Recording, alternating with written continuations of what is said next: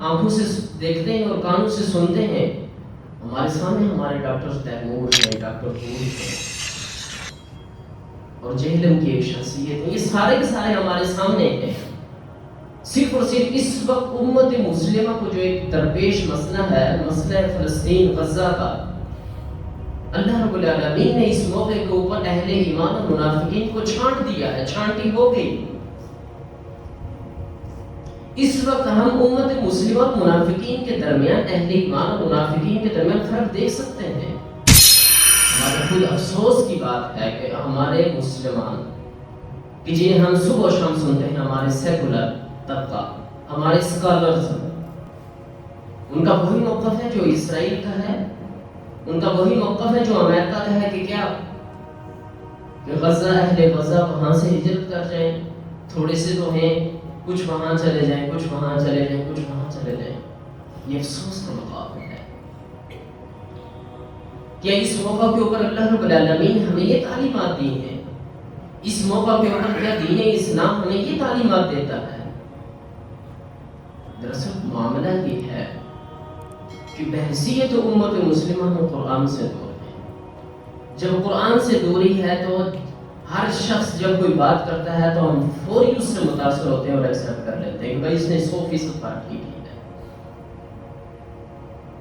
یہی تو دجل ہے، یہی تو فریب ہے کہ امت مسلمہ کے اندر ایسے ایسے مربیین پیدا کیے جائیں، ایسے ایسے اسکالر لایا جائیں کہ جو باریک بینی کے ساتھ، ایک لطیف انداز کے ساتھ دین اسلام کو نقصان پہنچائیں، جو بظاہر تو آپ سے بڑی ہمدردی رکھیں گے، پھر دین اسلام کو اتنا نرم کر کے پیش کریں گے، اتنا نرم کر کے پیش کریں گے کہ جتنا ہے نہیں۔ بظاہر ہم دیکھیں گے کہ ہم سے بڑی ہمدردی ہے، ہم سے بڑی معاونت چاہتے ہیں، ہماری بڑی آسانی چاہتے ہیں، امت مسلمہ کے خیر خواہ ہیں، لیکن حقیقت یہ ہے کہ دین اسلام کو انہی لوگوں نے کھوکھلا کر کے رکھ دیا ہے۔ تو گویا کہ جوابدہی کا احساس یہ دوسرا سب سے بڑا مسئلہ ہے کہ جب ہم روز محشر میں جب اہل غزہ اور اہل فلسطین اللہ رب العالمین کے سامنے ہماری شکایت کریں گے، جب ہمارے فریق مخالف ہوں گے تو ہمارے کیا جوابات ہوں گے، یہ سب سے بڑا مسئلہ ہے۔ اور اسی نقطۂ نظر سے انشاءاللہ العزیز میں تقریباً 10 پوائنٹ بنا کے لایا ہوں، وہ آپ کے سامنے پیش کروں گا کہ آج ہماری ذمہ داری کیا ہے، آج امت مسلمہ کی ذمہ داری کیا ہے۔ میں اور آپ ملک پاکستان کے اندر بیٹھ کر کیا اپنی ذمہ داریاں قال اللہ تبارک و تعالی اعوذ باللہ من الشیطان الرجیم بسم اللہ الرحمن الرحیم یا ایھا الذین آمنوا ان تنصروا اللہ ینصرکم ویثبت اقدامکم صدق اللہ العظیم۔ انتہائی واجب الاحترام بزرگوں، بھائیوں اور دوستوں، سورۃ محمد کی آیت نمبر 7 آپ کے سامنے تلاوت کی ہے۔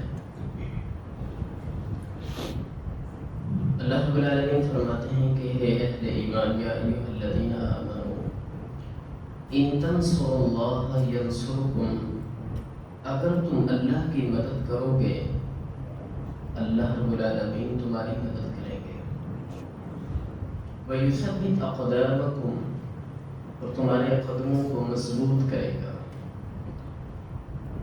تمہارے قدم جم جائیں گے۔ اللہ رب العالمین کی مدد سے مراد کیا ہے کہ اللہ رب العالمین فرماتے ہیں کہ اے اہل ایمان، اگر تم اللہ کی مدد کرو گے، ان تنصروا اللہ، ان حرف شرط ہے، اگر تم اللہ کی مدد کرو گے تو اللہ کی مدد کیا ہے؟ ظاہر ہے اللہ رب العالمین تو خود کیا ہے؟ مدد کرنے والی ذات ہے، وہ خود ناصر ہے، مدد کرنے والا۔ نصر اور مدد کی طلب تو اس سے مانگنی ہے، لیکن یہاں پہ اللہ رب العالمین فرماتے ہیں کہ ان تنصروا اللہ، اگر تم اللہ کی مدد کرو گے تو تب اللہ تمہاری مدد کرے گا۔ تو اللہ کی مدد سے مراد اللہ رب العالمین کے دین کی مدد ہے۔ اللہ رب العالمین کی مدد سے مراد کہ جو اس نے ایک نظام دیا ہے، جو دین اسلام دیا ہے، اس دین اسلام کی تنفیذ ہر اعتبار سے، ہر پہلو سے اس کو پھیلانا، اس کو اجاگر کرنا، اس کی مدد کرنا، امر بالمعروف اور نہیں عن المنکر کے کام سر انجام دینا، وہ ذمہ داری سر انجام دینا۔ اور دین اسلام نے جو شعبہ جات دیے ہیں، جو زندگی کے گوشے ایک ایک گوشے میں رہنمائی کی ہے، اس رہنمائی کو پیدا کرنا، اس کے لیے بیداری اختیار کرنا، خود بھی بیدار ہونا، امت کو بھی بیدار کرنا۔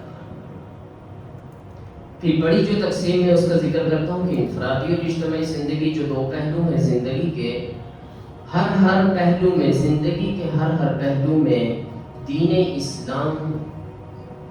اسلام کی تعلیمات، حضور صلی اللہ علیہ وسلم کی جو حیات ہے اس کو اپنی زندگی میں لے کے آنا، اس کی تنفیذ کی جدوجہد اور کوشش کرنا، اسلام کو غلبہ دینا، اس کے لیے کوشش کرنا، طاغوت سے ڈٹ کر مقابلہ کرنا، یہ ہے اللہ رب العالمین کی مدد۔ اور اللہ رب العالمین کی مدد سے مراد ہم سمجھ چکے ہیں کہ دین اسلام کی ترویج، دین اسلام کا غلبہ، پورے کے پورے دین اسلام کو اپنی زندگی میں لے کے آنا۔ آپ کی نماز سے لے کر آپ کا حج، آپ کی اعتقادات سے لے کر آپ کے معاملات، سماج، معاشیات، آپ کا پورا جو نظام زندگی ہے، اس کا ایک سٹرکچر ہے، اس سب کا سب دین اسلام کے مطابق کھڑا کرنا، یہ ہے اللہ کی مدد۔ تو کیا ہوگا نتیجتاً، کیا ہوگا؟ تو اللہ رب العالمین فرماتے ہیں کہ ان تنصروا اللہ، اگر اللہ کے دین کی مدد کرو گے، ینصرکم، تو وہ تمہاری مدد کرے گا۔ یہ شرط ہے، اگر یہ تمہاری شرط پائی جائے گی تو کیا ہوگا؟ مشروط ہوگا۔ یہ تو اصول اور قانون ہے۔ تو اللہ رب العالمین تب تمہاری مدد کرے گا کہ جب تم اس کی مدد کرو گے، اس کی دین کی مدد کرو گے۔ اور پھر کیا ہوگا؟ وَيُثَبِّتْ أَقْدَامَكُمْ، وہ تمہارے قدموں کو مضبوط کرے گا۔ قرآن مجید فرقان حمید کی سورہ محمد کی یہ جو آیت ہے، اگر اس وقت امت مسلمہ بحیثیت فرد اور اجتماعی، اگر صرف اس آیت پر ہی عمل اور توکل اور ایمان ہو، کامل یقین ہو، تو وہ سارے کے سارے وہ جو کہانیاں ہیں ہم صبح و شام کرتے ہیں ٹی وی چینلز کے اوپر بیٹھ کر، سوشل میڈیا کے اوپر بیٹھ کر، اس سیکولر قسم کا وہ جو طبقہ ہے، وہ جو جس کے ہر لمحہ اس کی کوشش ہوتی ہے کہ دین اسلام کے اوپر کس طرح سے ضرب لگائی جائے، کس طرح سے دین اسلام کا جو نظام ہے اس کو کھوکھلا ثابت کیا جائے، کس طرح سے دین اسلام یہ ثابت کیا جائے کہ یہ تو 1400-1500 سال پہلے کا دین تھا، اب تو یہ چل ہی نہیں سکتا۔ آنکھوں سے دیکھتے ہیں اور کانوں سے سنتے ہیں، ہمارے سامنے ہمارے ڈاکٹر تیمور ہیں، ڈاکٹر ہود ہیں، اور جہلم کی ایک شخصیت ہے، یہ سارے کے سارے ہمارے سامنے ہیں۔ صرف اور صرف اس وقت امت مسلمہ کو جو ایک درپیش مسئلہ ہے، مسئلہ فلسطین غزہ کا، اللہ رب العالمین نے اس موقع کے اوپر اہل ایمان اور منافقین کو چھانٹ دیا ہے، چھانٹی ہو گئی۔ اس وقت ہم امت مسلمہ اور منافقین کے درمیان، اہل ایمان اور منافقین کے درمیان فرق دیکھ سکتے ہیں۔ کون کتنا دودھ اور پانی میں تھا، کس کی محبت اہل اسلام سے ہے، کون عالم جہاد بلند کرنے کے لیے تیار ہے، کس کے اندر جگر ہے، کس کا ضمیر زندہ ہے اور کس کا ضمیر مردہ ہو چکا ہے، اور کس کا وہی موقف ہے کہ جو اسرائیل اور ٹرمپ کا موقف ہے۔ ہمارے خود افسوس کی بات ہے کہ ہمارے مسلمان کہ جنہیں ہم صبح و شام سنتے ہیں، ہمارے سیکولر طبقہ، ہمارے اسکالرز جنہیں ہم صبح و شام سنتے ہیں، ان کا وہی موقف ہے جو اسرائیل کا ہے، ان کا وہی موقف ہے جو امریکہ کا ہے کہ کیا کہ غزہ، اہل غزہ وہاں سے ہجرت کر جائیں، تھوڑے سے تو ہیں، کچھ وہاں چلے جائیں، کچھ وہاں چلے جائیں، کچھ وہاں چلے جائیں۔ یہ افسوس کا مقام ہے۔ کیا اس موقع کے اوپر اللہ رب العالمین نے ہمیں یہ تعلیمات دی ہیں؟ اس موقع کے اوپر کیا دین اسلام ہمیں یہ تعلیمات دیتا ہے؟ دراصل معاملہ یہ ہے کہ بحیثیت امت مسلمہ ہم قرآن سے دور ہیں۔ جب قرآن سے دوری ہے تو ہر شخص جب کوئی بات کرتا ہے تو ہم فوری اس سے متاثر ہوتے ہیں اور ایکسیپٹ کر لیتے ہیں کہ بھائی اس نے 100% بات کی ہے۔ یہی تو دجل ہے، یہی تو فریب ہے کہ امت مسلمہ کے اندر ایسے ایسے مربیین پیدا کیے جائیں، ایسے ایسے اسکالر لایا جائیں کہ جو باریک بینی کے ساتھ، ایک لطیف انداز کے ساتھ دین اسلام کو نقصان پہنچائیں، جو بظاہر تو آپ سے بڑی ہمدردی رکھیں گے، پھر دین اسلام کو اتنا نرم کر کے پیش کریں گے، اتنا نرم کر کے پیش کریں گے کہ جتنا ہے نہیں۔ بظاہر ہم دیکھیں گے کہ ہم سے بڑی ہمدردی ہے، ہم سے بڑی معاونت چاہتے ہیں، ہماری بڑی آسانی چاہتے ہیں، امت مسلمہ کے خیر خواہ ہیں، لیکن حقیقت یہ ہے کہ دین اسلام کو انہی لوگوں نے کھوکھلا کر کے رکھ دیا ہے۔ تو اس وقت امت مسلمہ جن حالات اس سے درپیش ہیں، سب سے بڑا اہل غزہ اور فلسطین کا مسئلہ ہے۔ سب سے پہلے دو بڑے مسئلے، ایک تو بڑا مسئلہ اس وقت امت مسلمہ کو ظاہر ہے کہ اہل ایمان ہی ہمارا مسئلہ ہے۔ آج اس وقت جہاں انسانیت، وہ کافر، وہ عیسائی جہاں اٹھے ہوئے ہیں مختلف ممالک کے اندر، وہ کیا کر رہے ہیں؟ مظاہرے کر رہے ہیں، یکجہتی کر رہے ہیں، اہل غزہ کے لیے وہ بائیکاٹ کر رہے ہیں، سب کچھ انہوں نے کر دیا، اپنی حکومت کے خلاف نکل چکے ہیں۔ لیکن اس کے مقابلے میں، اس کے برعکس، جو اللہ رب العالمین نے ہمیں جو رشتہ خون، جو رشتہ ایمانی کے اندر ہمیں پرو دیا تھا، اس کے ساتھ مربوط کیا تھا، وہ کہاں ہے؟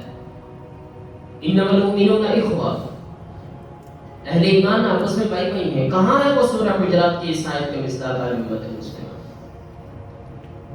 کہاں ہے وہ اخوت؟ کہاں ہے وہ محبت اور الفت؟ وہ نیل سے لے کر وہ ساحل، نیل کے ساحل سے لے کر تاب خاک کاشغر، وہ اخوت اور پیکر کے وہ جو علامہ اقبال رحمۃ اللہ علیہ نے جو اشعار کہے، وہ جو نوجوانوں کو بیدار کرنے کے لیے، امت مسلمہ کو بیدار کرنے کے لیے، آج وہ کہاں ہے سارا کا سارا؟ آج ہمارے سلیبس کے اندر بتائیے کہ وہ کون سی چیزیں ہیں کہ جو دین اسلام سے ہمارے بچوں کو آشنا کرتی ہیں؟ آج ہمارے سلیبس کے اندر وہ کہاں ہیں؟ کہاں ہے وہ دین اسلام؟ کہاں ہے وہ دین اسلام کا وہ انقلاب کا وہ نقشہ، وہ اس کے غلبے کی وہ پوری کی پوری تاریخ؟ کہاں ہے وہ محمود غزنوی؟ کہاں ہے وہ محمد بن قاسم؟ یہ ساری کی ساری تاریخ کہاں ہے؟ آج تو ہمارے بچے صرف اور صرف انگلش کی نظمیں پڑھنے میں ہیں، آکسفورڈ کا نظام پڑھنے میں ہے، وہ سلیبس پڑھ رہے ہیں، اس کو رٹا لگا رہے ہیں، ڈگری مل جائے اور نوکری مل جائے، بس یہیں پہ بات ختم ہو جاتی ہے۔ تو گویا کہ اول سے لے کر آخر تک، میرے بات کرنے کا مقصد یہ ہے کہ اول سے لے کر آخر تک ہر جگہ، چاہے بچے سے لے کر اوپر تک، ذہن سازی کی جا رہی ہے۔ دین اسلام کو کھوکھلا کرنے کے لیے ایک خاص قسم کا جو طبقہ ہے، اس کو کیا کیا گیا؟ اس کو الرٹ کیا گیا، ان کے معاوضے قائم کیے گئے، بین الاقوامی سطح پر ان کو آگے لایا گیا۔ اس میں ہمارے سوشل میڈیا کا کردار ہے، اس میں ہمارے الیکٹرانک اور پرنٹ میڈیا کا کردار ہے، اس میں ہمارا خود اپنا کردار ہے کہ جب قرآن سے دوری ہوئی تو ہر ایک کی بات، ہر ایک کی بات، ہر ایک کا فلسفہ، ہر ایک کی دانشوری ہم اس سے متاثر ہونے لگے۔ قرآن مجید فرقان حمید کی آیات چاہے کتنی ہی میں پڑھ لوں اس موقع پر، آپ پڑھ لیں، آپ خود تجربہ کیجئے، اور اس کے مقابلے میں بے بنیاد قسم کا فلسفہ آپ کسی کے سامنے پڑھ دیں، دانشوری اس کے سامنے آپ رکھیں، تو وہ اس سے متاثر ہو جائے گا، اس سے مرعوب ہوگا، اس لیے کہ قرآن سے وہ رشتہ ہی نہیں، قرآن سے وہ تعلق ہی نہیں۔ تو اس وقت امت مسلمہ کا سب سے پہلا دو بڑے مسئلے جو درپیش، ایک تو امت مسلمہ اہل غزہ کے جو زخمی ہیں، جو ان کے قیدی ہیں، اس وقت امت مسلمہ کا ان کے لیے کیا لائے عمل ہے، کیا کردار ہے؟ کہ میں اور آپ نے کبھی سوچا بحیثیت فرد، جب ایک فرد سوچتا ہے تو پھر کیا ہے، ایک جماعت بنتی ہے، کارواں اور ایک لشکر تیار ہوتا ہے۔ جب ایک شخص کی ایک رائے ہوتی ہے تو جب اس اپنی رائے کا اظہار کرتا ہے تو دوسرا شخص یا اس سے اتفاق کرتا ہے یا پھر اختلاف کرتا ہے، اگر وہ حقیقت پر مبنی ہو تو دوسرا شخص اسے قبول کرتا ہے۔ تو کیا میرے اور آپ کے ان کے بارے میں کیا لائے عمل ہے؟ ہمارا ان کے بارے میں کیا قربانیاں ہیں، ہمارا ان کے بارے میں کیا موقف ہے۔ دوسرا بڑا مسئلہ، سب سے بڑا مسئلہ وہ اس وقت امت مسلمہ ہے کہ ہم کس حال میں کھڑے ہیں، ہم نے ان کے لیے کیا کیا۔ روز قیامت، روز محشر اللہ رب العالمین کے سامنے ہم کیا جواب دیں گے؟ تو گویا کہ جواب دہی کا احساس یہ دوسرا سب سے بڑا مسئلہ ہے کہ جب ہم روز محشر میں جب اہل غزہ اور اہل فلسطین اللہ رب العالمین کے سامنے ہماری شکایت کریں گے، جب ہمارے فریق مخالف ہوں گے تو ہمارے کیا جوابات ہوں گے، یہ سب سے بڑا مسئلہ ہے۔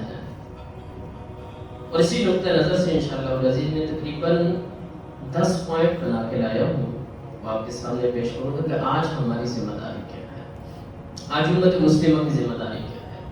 میں اور آپ ملک پاکستان کے اندر بیٹھ کر کیا اپنی ذمہ داری ادا کر سکتے ہیں؟ سب سے پہلی چیز دل کی گہرائیوں سے توبہ اور استغفار، دل کی گہرائیوں سے، عمیق قلب سے توبہ اور استغفار۔ کس وجہ کی؟ کس لیے توبہ اور استغفار؟ اس لیے کہ ہم اپنی ذمہ داری پوری نہ کر سکے۔ اس وقت تک جتنے بھی شہید ہو چکے، بچے، خواتین، بوڑھے، جوان، اہل علم، اب یہاں پہ میں ایک اور بات ذکر کروں کہ پورے عالم اسلام میں، پورے عالم دنیا میں بلکہ یہ جو غزہ، یہ چھوٹی سی جو پٹی ہے بحر روم کے ساحل پر، ایک جانب اسرائیل ہے، ایک طرف کیا ہے، اس کی تھوڑی سی اس کے محلے کو آپ دیکھیں تو ایک سائڈ پہ مصر لگتا ہے، رفح کراسی۔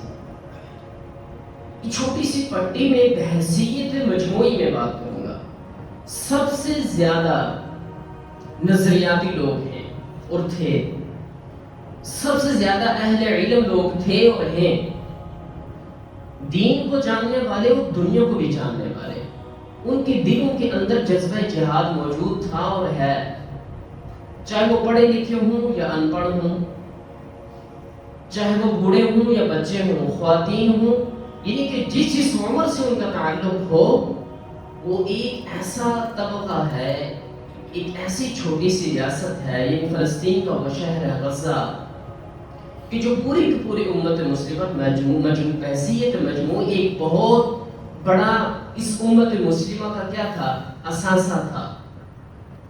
اب جو شہید ہو گئے تو وہ کیا ہوئے، کامیاب ہوئے۔ من المؤمنین رجال صدقوا ما عاهدوا الله علیہ فمنهم من قضى نحبه ومنهم من ينتظر، وہ کامیاب ہو گئے۔ ولا تحسبن الذين قتلوا في سبيل الله امواتا بل احياء عند ربهم يرزقون فرحين بما آتاهم الله من فضله، وہ تو کیا ہوئے، قرآن کی روح سے کامیاب ہو گئے، انہوں نے کامیابی پا لی۔ اب اس امت کی کیا ذمہ داری، ہمیں اور آپ نے کیا کرنا ہے، ہم نے کیسے کامیاب ہونا ہے؟ تو سب سے اول چیز جس کی میں ذکر کر رہا تھا، دل کی گہرائیوں سے توبہ اور استغفار کی، جس طرح سے ان کا ساتھ دینا بنتا تھا وہ ہم نہ دے سکے۔ دیکھیں نا، میں اور آپ، میں اپنی بات بھی کروں گا، ذرا دل کے اندر سوچئے کہ جس طرح سے مجھے اور آپ کو حق ادا کرنا تھا، ان کا ساتھ دینا تھا، کیا ہم نے اس طرح سے دیا؟ اس امت مسلمہ کا اور نوجوانوں کا یہ کام تھا کہ وہ تو محاذ کے اوپر پہلے کھڑے ہوتے، وہاں پر سر فہرست ہوتے۔ ہماری افواج پاکستان، ہماری جتنی امت مسلمہ کی افواج ہے، 57 اسلامی ممالک، ان کی افواج کا یہ کام تھا کہ وہ سر فہرست وہاں پہ ایک محاذ کے اوپر کھڑے ہوتے۔ لیکن آج عوام سمیت، حکمران سمیت کسی کے اندر یہ ہمت اور جرت نہیں کہ وہ یہ الفاظ نکال سکے، اس لیے انہیں پتا ہے کہ صبح یہ بات کی تو شام میں گھر پہ نہیں ہوں گا۔ تو اگر بحثیت سارے کے سارے لوگ اٹھ جائیں، یہ علم بلند کریں، اپنا ایک موقف اور ٹارگٹ رکھیں، تو پھر کیسے ہو سکتا ہے؟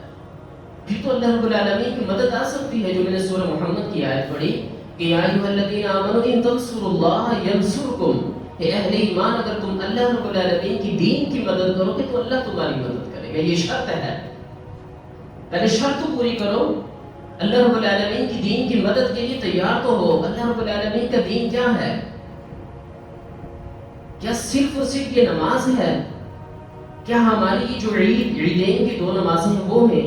بچہ پیدا ہو گیا تو عقیقہ کر لیا، عقیقہ کیا، کوئی فوت ہوا تو کیا ہوا، نماز جنازہ پڑھی، پھر اس کے بعد ایک ختم پڑھا لیا، 40 میں پڑھا لیا، بات ختم. کیا یہ دین ہے؟ 3 سے 4 چیزیں نہیں. تو اللہ رب العالمین کیا کہتے ہیں کہ ان تنصروا اللہ ینصرکم، اللہ کی مدد کرو گے تو وہ تمہاری مدد کرے گا.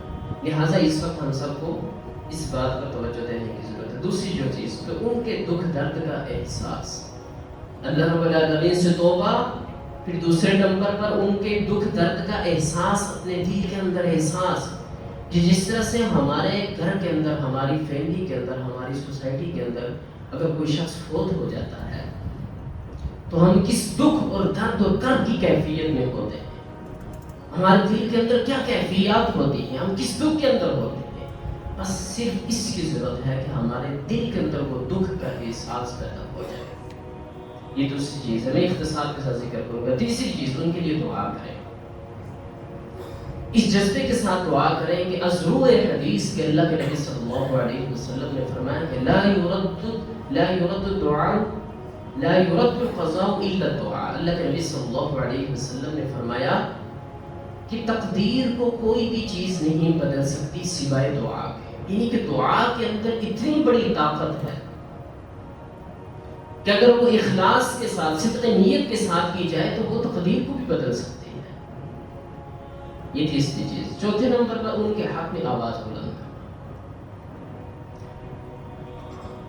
آپ میں سے اور ہم جتنے بھی افراد ہیں اس وقت یہاں پہ موجود ہیں، ہم میں سے ہر ایک کا فرض ہے، اور جو یہاں پہ موجود نہیں، کہ جتنے بھی وسائل اور ذرائع ہیں ہم ان کے ذریعے سے اپنی آواز بلند کریں. یہ موبائل کس لیے لگا ہوا ہے؟ یہ اس وجہ سے لگا ہوا ہے کہ میری جو آواز ہے جو یہاں پہ موجود نہیں ان تک پہنچائی جائے، اور جن نعمتوں سے اللہ رب العالمین نے ہمیں نوازا ہے ان نعمتوں کو بروئے کار لایا جائے. اگر اس موبائل کو برائی کے لیے استعمال کیا جا سکتا ہے تو کیا اچھائی کے لیے نہیں استعمال کر سکتے؟ اگر بے حیائی اور فحاشی ہم پھیلا سکتے ہیں، ٹک ٹاک استعمال کر سکتے ہیں، انسٹاگرام کا استعمال کر سکتے ہیں، واٹس ایپ کا استعمال، فیس بک کا استعمال کر سکتے ہیں، یوٹیوب کا استعمال کر سکتے ہیں بے حیائی اور فحاشی کے لیے، ڈراموں اور فلموں کے لیے، تو کیا دین کی ترویج کے لیے، حق بات کو پھیلانے کے لیے، اس کی ترویج کے لیے کیا اس کو نہیں استعمال کر سکتے؟ بے شک کر سکتے ہیں. تو لہٰذا میں اور آپ یہاں پہ بیٹھے جتنے بھی افراد ہیں، کوئی بول سکتا ہے تو بولے، اپنا ویڈیو پیغام ریکارڈ کروائے. کوئی لکھ سکتا ہے تو لکھے، کوئی لائک کر سکتا ہے تو اس کو لائک کرے، کوئی حق بات کمنٹس کر سکتا ہے تو کرے. یہی تو کرنا ہے کہ سارے کے سارے جو وسائل ہیں، جو ذرائع ہیں، جو ذریعہ ابلاغ ہیں، ان کو استعمال کرنا ہے. کس کے لیے؟ دین اسلام کے لیے، اہل غزہ کے لیے. پانچویں نمبر پر جو چیز ہے وہ ہے مقاطعہ، یعنی بائیکاٹ. بائیکاٹ اس وقت الحمدللہ ثم الحمدللہ کہ اپنے زور پر ہے. اس میں بہت ساری چیزیں ہوں گی آپ کو سننے میں ملے گی کہ بائیکاٹ کا کوئی فائدہ نہیں ہے، فلانے کا ایسا نہیں ہے. جتنی بھی غیر ملکی بائیکاٹ، غیر ملکی کمپنیز ہیں، غیر ملکی ہوٹلز ہیں، آپ ان سے بائیکاٹ کریں.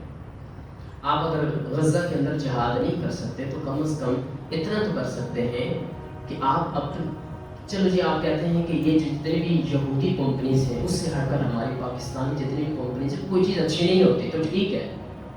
اگر سرف ایکسل سے ہٹ کر آپ کے کپڑے کوئی اور چیز صاف اچھا نہیں کرتا، کوئی اور سرف، تو کوئی بات نہیں، اتنی قربانی تو دے سکتے ہیں کہ سرف ایکسل کو استعمال کرنا ہے. ایک سادہ سی بات کر رہا ہوں تو کیجیے. بہت اچھا عالی معیار کا کھانا آپ کو اگر KFC سے اور میکڈونلڈ سے ہٹ کر نہیں ملتا تو کوئی بات نہیں، دال کھا کے پکا لینا، دال پکائیں اور کھائیں. چھٹے نمبر پر جو چیز ہے وہ یہ ہے کہ یہ عزم کریں کہ اگر موقع ملا تو انشاءاللہ العزیز میں خود بھی نفس نفیس جہاد کے اندر شرکت کروں گا. اور یہ جذبہ ہونا لازمی ہے، یہ جنت کے دخول کے لیے شرط ہے کہ ہر بندہ مومن کے دل میں جذبہ جہاد موجود ہو. اگر یہ جہاد کا جذبہ نہیں تو پھر جنت کے لیے انٹری کو آسان سمجھنا یہ کیا ہے تو ہے. ساتویں نمبر پر مالی اور امدادی تعاون. آپ سے جتنا بھی ہو سکتا ہے آپ مختلف قسم کے فاؤنڈیشنز ہیں، جس میں سب سے مشہور جس طرح فہرست ہے وہ الخدمت فاؤنڈیشن ہے، تحریک جماعت اسلامی کی، آپ اس کے اندر حصہ لے لیں. مولانا طارق میرے صاحب کی فاؤنڈیشن ہے، آپ اس کے اندر حصہ لیں. اس کے علاوہ آپ کے علم میں کوئی اور اچھی فاؤنڈیشن ہے، آپ اس کے اندر حصہ لیں، اپنی مالی مدد کیجیے ان کے ساتھ. 8ویں نمبر پر جو چیز ہے وہ ہے دشمن اور اس کے ہم نوا حکمرانوں سے مکمل اعلان برات. دشمن اور اس کے جو ہم نوا حکمران ہیں، چاہے اس ملک کے اندر ہیں یا کسی اور اسلامی ملک کے اندر، اس سے مکمل اعلان برات کہ میرا اس سے کوئی تعلق نہیں ہے، آج سے ختم.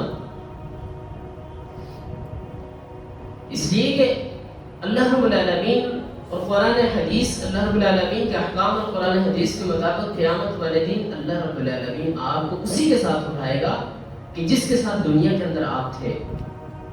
المرء مع من احب، انسان کا اٹھنا اسی کے ساتھ ہے کہ جس کے ساتھ اس نے محبت تھی، دنیا کے اندر جس کے ساتھ تھا.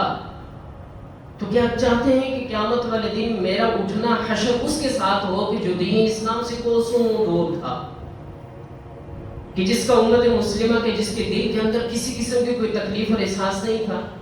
تو لہٰذا مکمل اعلان برات اختیار کیجیے اور آپ دیکھیے، تحقیق کیجیے، بلکہ ہمارے سامنے موجود ہے کہ کس سے اعلان برات کرنا ہے. 9ویں نمبر پر مایوسی چھوڑ کر عملی میدان اختیار کیجیے. یہ مایوسی کیا ہے؟ یہ تو اللہ کی رحمت سے مایوسی کفر ہے. لا تقنطوا من رحمت اللہ، اللہ کی رحمت سے مایوس نہ ہو. اور اللہ رب العالمین یہ فرماتے ہیں کہ تم راہ جہاد میں نکلو، اللہ رب العالمین تمہیں غالب کریں گے. ان تنصروا اللہ ینصرکم، انفروا خفافا وثقالا وجاہدوا باموالکم وانفسکم فی سبیل اللہ ذالکم خیر لکم ان کنتم تعلمون. کثیر تعداد کے اندر آیات ہیں.